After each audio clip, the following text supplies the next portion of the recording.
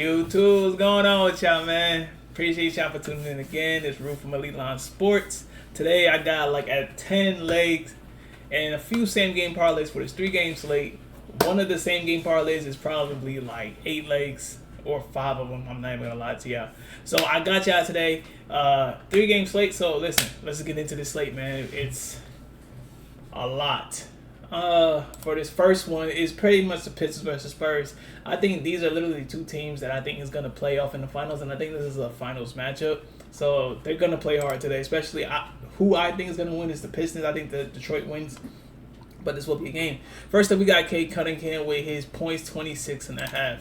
Literally, Spurs are 28 out of 30 having to guard point guards, and when Cade plays teams that are bottom 10 having to guard his position, or at least bottom 5, bottom 3, bottom 10. He's literally 10 for 13 having to hit that, and that is ridiculous. I'm not even gonna lie to you. Especially how Cade's been playing lately, man, and the way the Pistons have been running through every team, bro. I think Cade Cunningham is very very crucial here. Past 3 similar players who have hit their lines is DeMar DeRozan, 14.5. He scored 20. Shai Gilgeous-Alexander, SGA, 30.5 the line. He scored 34. Jalen Williams, line was 17.5. He scored 20. Literally, and this is going to be a marquee matchup, bro. So look for, literally, and they can't hold Cade. So Cade for 26.5 is a very solid. What I do like is also a pivot, and I do have a few pivots in here, is this points and assists. I think his points and assists going to play crucial here too. When he plays against bottom 10 teams having to guard his position, he's 13 for 16 having to hit that. Oh, I get it. They're 18, but that's technically bottom 10. But even if you drop it down to 18, 80%, literally 16 for 20 having to hit over it. Literally, no matter what you do, I think Cade is a simple lock here. Lock of the night. Literally just take Cade, bro, because he's home. Pistons are running through, and they're going to need him to literally close out this game. We got Jalen Duren next up for the second leg of our same game parlay. Jalen Duren, literally, Spurs are just not good at having to guard the interior as well. I understand that they're literally 4 out of 30 having to guard the shots. That's where Jalen Duren's shots come from. But regardless of whatever it is, they're bottom 10 having to guard the position. When he plays bottom 10 teams, he's 14 for 18 having to hit it. He's 77%. I get it that they're 19, but that still doesn't deter anything at all. 76% hit rate for having to hit over 16.5. That's too low. And I think Duren is a force to be reckoned with. And again, bear with me, he could be into foul trouble. I understand because he's playing against Wemby and stuff like that. But listen, I think Jalen Duren is too much of a focal point here. He's not going to be trying to get into foul trouble. They don't really have a backup center either. I think Isaiah Stewart is still out. I could be wrong here. Yeah, I think he's still out here. He's still out. So he's suspended. So with that being said, Jalen Duren knows that he's very crucial to them winning, and they need his points.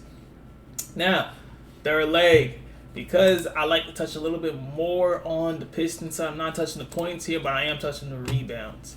I understand that the rebounds is very skeptical. I understand, but look at the past 21 games. He's 13 for 21, having to get over 5 for 5 rebounds. I understand that the Spurs are 9 out of 30 having to guard rebounds allowed. But however, when Ausar Thompson plays against top 10 teams that are good at having to stop the rebounds, he's 61%. That is crucial. I understand similar players are 4 out of 10, but they're very much touching the lines. Look, Westbrook got his line was 3.5. He got 3. I think his twin brother, Amen Thompson, was 7.5. He got 7. So Amen Thompson did it again. He got 10. He cleared that. Don just got 10. Got that. Cleared that. Literally, line was 8.5, and he got 8. So if you guys continue this down to 5, I do like it, but I do think he gets 5.5 because I think this is again a marquee matchup. AKA, this could be the NBA Finals. Do you see what I'm saying? So this is our third leg. So kind of lock that in. Literally, I think that's a steal. That's a good boost for your same game parlay. Now on the Spurs side, I'm gonna fade Wemby on this part because the numbers just don't look too well. I understand that if some of y'all want to touch him, if y'all want to go for 20 points, whatever, y'all could do that. But just nothing. Literally, similar players are 1 for 8, 13%. The hit rate doesn't look too good. They're literally 3 under.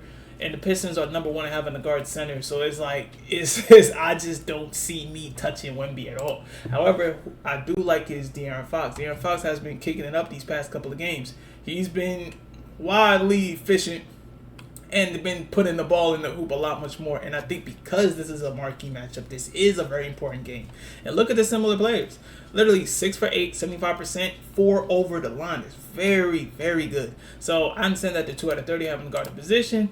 but he's 7 for 15, a tad bit under 50%. I haven't hit over 60.5. I do think De'Aaron Fox is needed here, so I like De'Aaron Fox points. And last but not least, for this same game parlay, I like Stephon Castle's rebounds. They're 4 out of 30 having a guard position. When he plays against top 10 teams, he's very good at having to stop rebounds. He's 75%, which is very, very important. Because I think Wemby here could possibly be in the foul trouble, but I think Wemby here I don't know. I'm just a big advocate for Stephon Castle because he does hustle. And, I mean, just look at the numbers. The numbers just tell you exactly what it is. If he plays against a top 5 team, he's literally 80% of having to hit over 4.5 rebounds. So with that being said, literally just take in Stephon Castle. So those are the 5 legs. Cade Cunningham's points at 26.5. Pivot is 36.5 for the points and assists. Jalen Duren over 17. Asar Thompson 5.5. De'Aaron Fox 16.5 points. And Stephon Castle 4.5 rebounds. That's my 5 leg same game parlay for you guys. And I think these other 2 games are, listen, both teams are literally both teams are trying to tank as hard as fuck. So it's like, I don't really want to touch this, but again, I know it's on the slate, so I have to. Ty Jerome for under.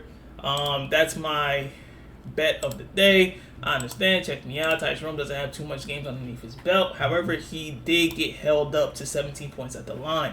However, now, if you look up, he's been playing against good teams with the defense. 9-20, right? First games. Then he played against... So now, he played against a good team. Very bad. 28 out of 30 having a guard with the point guards, the Heat. Then they're going to jump all the way down to playing someone who's 13.